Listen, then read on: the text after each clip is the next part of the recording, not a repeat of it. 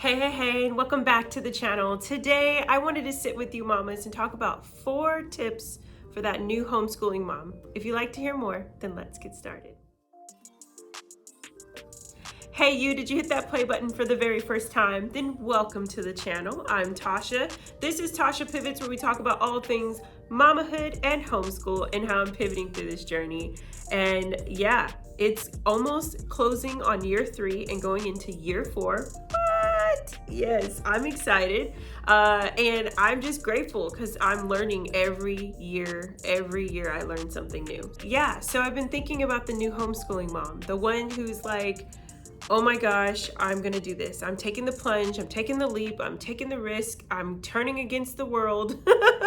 I am just going to reset, or I'm going to take charge and take up space, what is best for my family. And first of all, go girl, get it together. You got this, all the things. We're excited for you. I'm excited for you. And know that if maybe you're returning to your second year of homeschool and the first year was like, woo, somebody cool me down. This was a lot of work.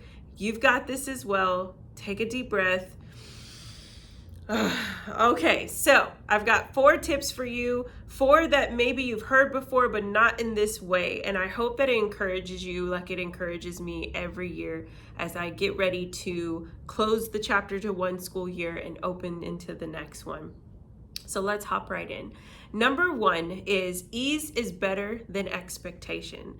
I've been talking about this whole month about how I'm easing into things, and ease is my word. Like, it's my word. It wasn't my word probably in January, but it's my word now. And it's important. It's important to ease into homeschooling. And when I say that, it's like, first it was like slow.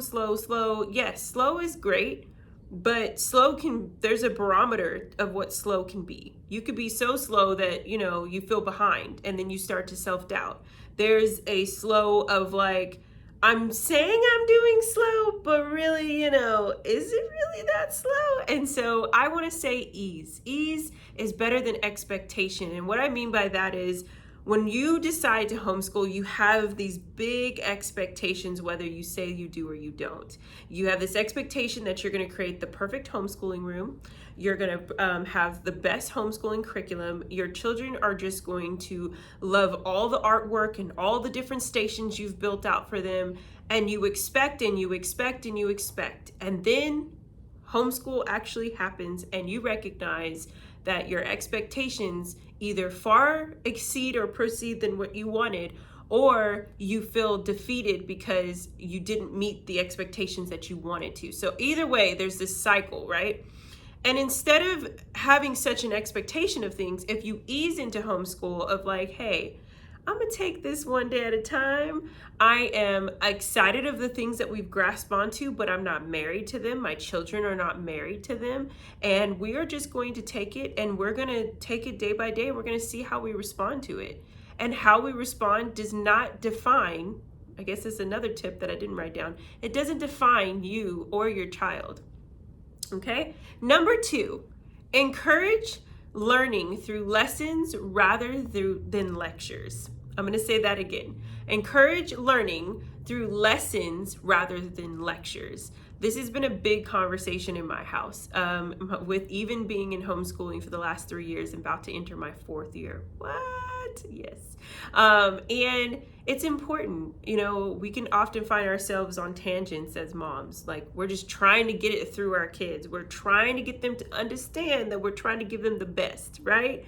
And sometimes we've got to just take a pause and recognize, how can we give them a lesson? And sometimes lessons can be tangible. They can be physical things, physical experiences that we can give our children. And so look towards that in your homeschooling journey.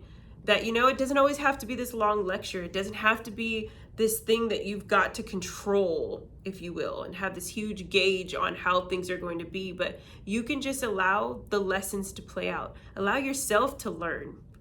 Encourage learning for you as a teacher, as an educator of your children. You're learning how your children are adapting to this world and how they're adapting to the things that they're learning.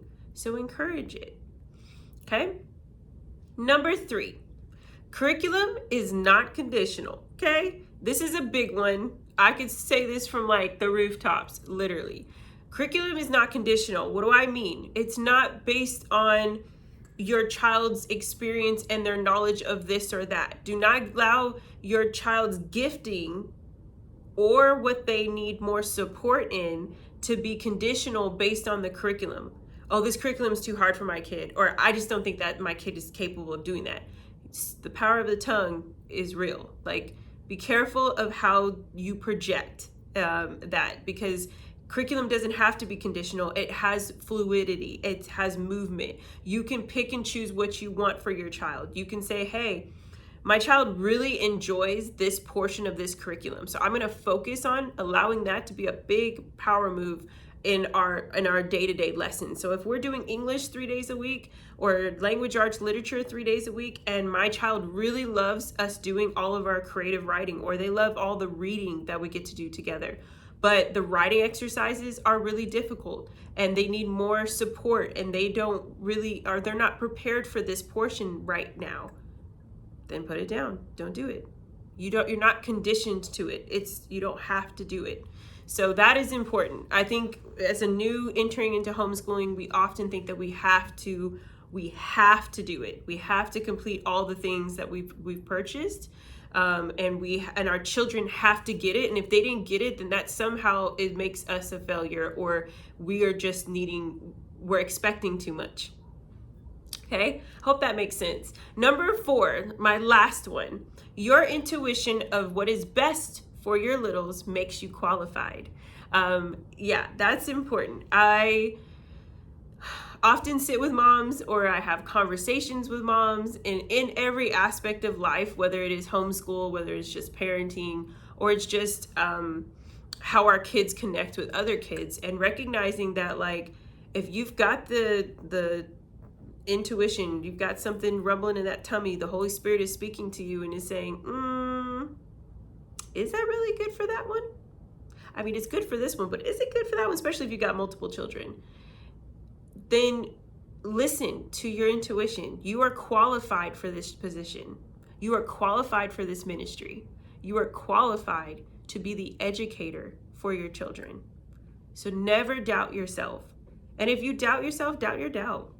And remind yourself that, hey, I was called to this. This is what we're going to do. It's going to come with challenges, like everything does. Everything has an ebb and flow. And so therefore, I'm qualified. So I'm going to show up and I'm going to show out. And just changing that perspective can give you all of the, I would say, the confidence, and the posture of expectation gets to fall to the ground. And now you can have a posture of ease, a posture of excitement, a posture of invitation to your child to be excited about learning and excited to teach them. So I hope that this video is encouraging you. I wanted it to be simple for those that are joining this homeschooling community. And if you have any questions, if you're new to homeschool and you're like, hey, I'm struggling here, or I really want to know more about this subject or more about this opportunity, put it down in the comments below. I'd love to chat with you. Until next time, give this video a warm thumbs up. Hit that subscribe button if you haven't already. And until next time, I'll talk to you guys later. Bye. I like this.